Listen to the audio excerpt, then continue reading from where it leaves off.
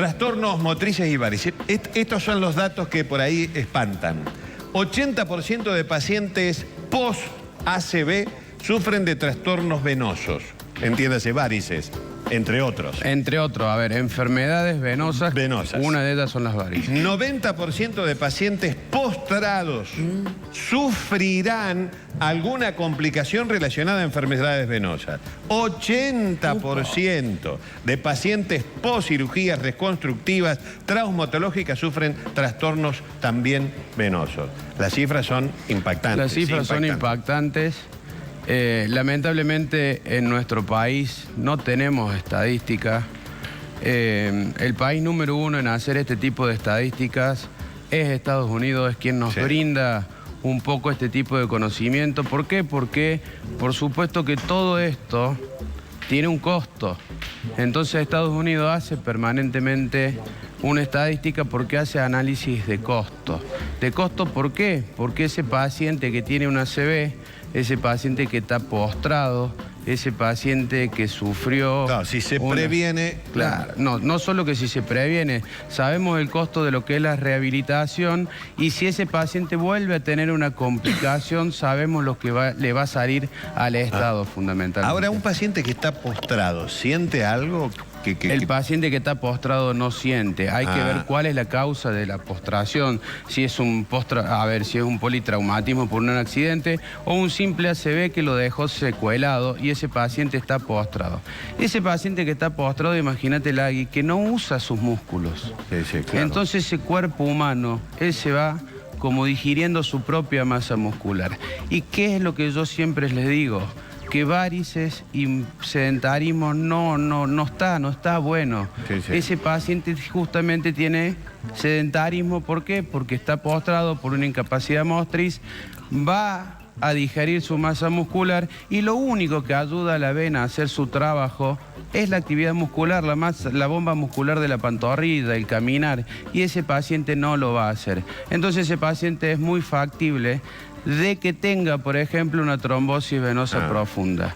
Ese paciente va a cursar asintomático y va a ser como que va a quemar todas las etapas de la enfermedad hasta llegar a una complicación. Hasta que ese paciente se ulcere estando en la cama simplemente, o hasta que haga en alguna maniobra de la rehabilitación, que lo vayan a reincorporar de la cama, que lo vayan a movilizar, un tromboembolismo pulmonar, que es desprender un coágulo que impacte en el corazón. ¿Por qué razón un paciente que tiene una ACV después es proclive a los trastornos venosos? Justamente, si tengo una parálisis motriz, ese paciente que queda secuelado, no voy a hacer gestos porque no queda bien, pero ese paciente que ustedes ven que se llama marcha de la guadaña, que es un paciente que viene como arrastrando su pierna, que tiene una hemiparesia, que empieza a tener una manito en garra, se llama mano en garra. ¿Por qué?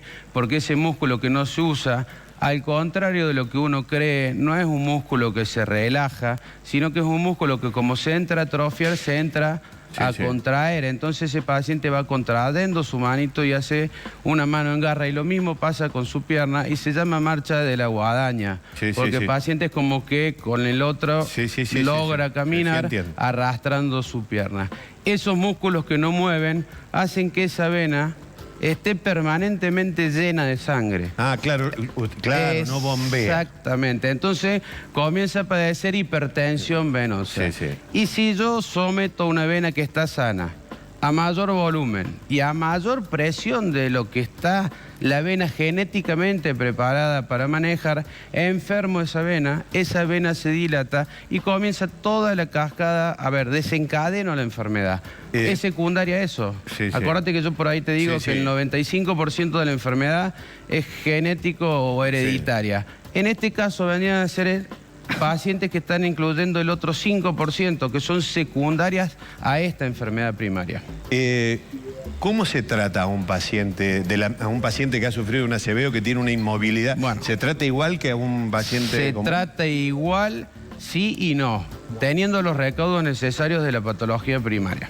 Nunca podemos dejar de lado lo que el paciente sufre, que es el cuadro que domina su enfermedad y su cuerpo, pero tenemos que ser absolutamente cuidadosos con la invasión que vamos a hacer en este paciente. Entonces, un paciente que es de alto riesgo trombótico, es un paciente que no vamos a ingresar a quirófano, y acá es donde empiezan a tomar importancia y empiezan a brillar todas las técnicas endovasculares. Sí, sí. La escleroterapia es la indicada. Permanentemente en el consultorio escucho contraindicaciones, inclusive por parte de colegas, de que no se le puede hacer una escleroterapia, que es hacer un pinchacito e inyectar un remedio en espuma dentro de las varices, por esto, y realmente es por desconocimiento. ¿Por qué? Porque en el mundo ya hay estudios de pacientes que pueden ser sometidos a la técnica que es mínimamente invasiva, sin problema, que son pacientes que incluso pueden tener una trombofilia, son pacientes que tienen una inmovilidad, que yo voy a compensar esa inmovilidad con maniobras fisioquinésicas. A ver, voy a tener un kinesiólogo al lado que me va a asistir mientras yo voy haciendo la práctica y en los días posteriores a ella. Es un paciente que la elastocompresión, sea una media o sea una venda, va a necesitar ayuda para colocársela, o sea que yo voy a necesitar asistencia del entorno. Y todo eso lo voy a tener que tener en cuenta antes de comenzar con un tratamiento con el paciente. Gracias, doctor. A sus órdenes, como siempre. Hasta luego.